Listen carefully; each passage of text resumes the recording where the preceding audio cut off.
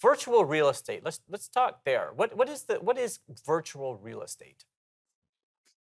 So think about each metaverse has land. Think about it like a big puzzle, okay? And you're able to go into these virtual cities that are built like a puzzle. So they have blocks of lands. They're called parcels, and you can buy them and you can use them as you want. And so, for example, Decentraland, which is one of these new Web3 metaverses, has about 45,000 parcels that belong to digital landowners like tokens.com and our companies. Because they're limited in size, if you want to access the people that use that metaverse, you really need to buy these. And we did a big transaction last year, last November.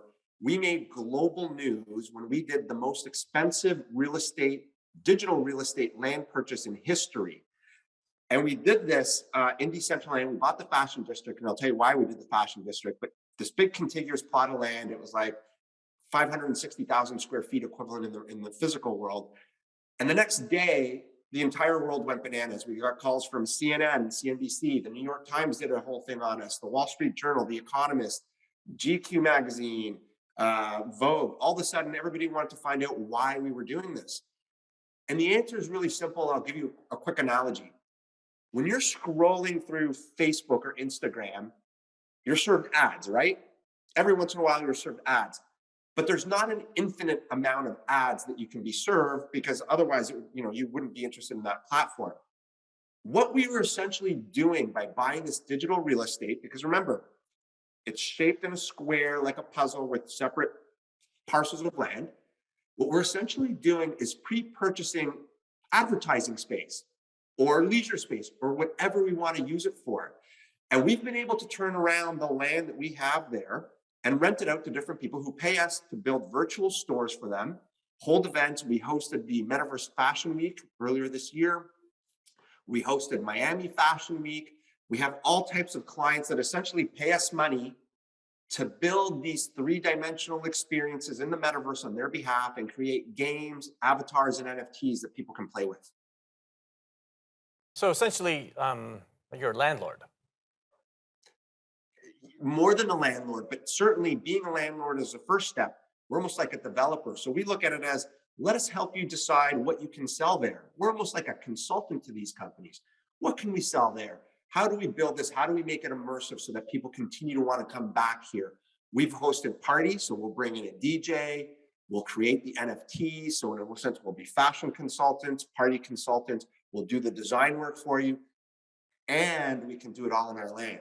So we find ways to collect and earn revenue from our clients in many different ways. But essentially, we're creating these experiences in the metaverse on their behalf.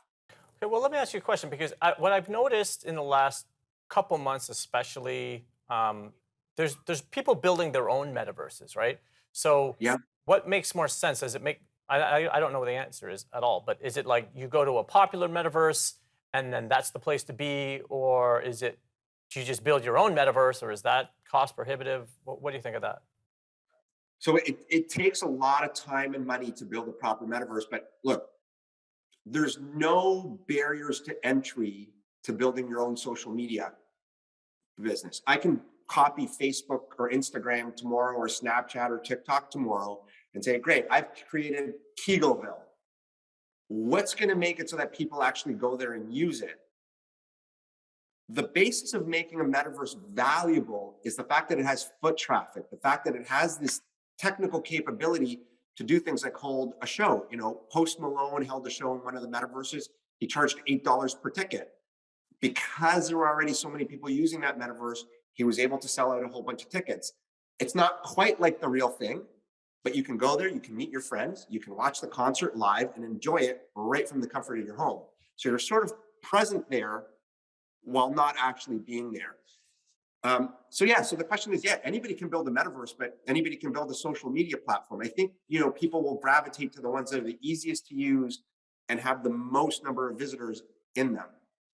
Yeah, look, that makes sense to me. We are going to go to break, but it's an interesting analogy too, right? I mean, I guess it's be like, do you have the hot concert venue, or do you just create your own concert venue from scratch? I mean, I'm sure a lot of bands. Well, you know. But would you really? I mean, anybody. Yeah, can no, you create a wouldn't. I social mean, who- media platform. But would you create, Bobby World tomorrow? And I expect there to will, be- but I will definitely join Kigelville because that sounds great. We got Andrew Kiguel here on the Daily Drop.